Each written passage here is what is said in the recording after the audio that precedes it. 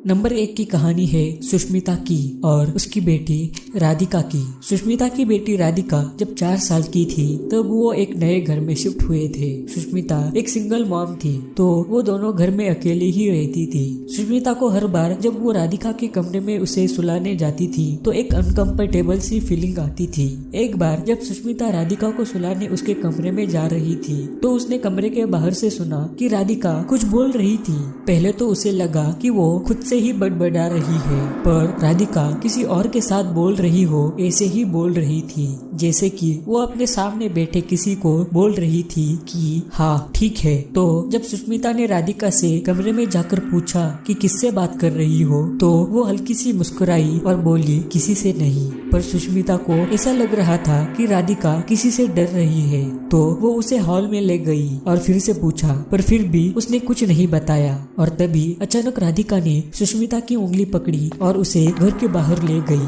और कहा कि मैं मेरे कमरे में एक आदमी से बोल रही थी, वो मुझसे कह रहा था कि ये घर मेरा है और तुम दोनों इस घर से निकल जाओ, और उसने ये बात मुझे आपको बताने के लिए कही थी। ये सब सुनकर सुष्मिता बहुत डर गई तो उसने अगले 1 महीने के अंदर ही वो घर बदल दिया और उसके बाद फिर से राधिका के साथ ऐसा कुछ नहीं हुआ। पर वो अनुभव सुष्मिता के लाइफ का सबसे दर्दनाक अनुभव था।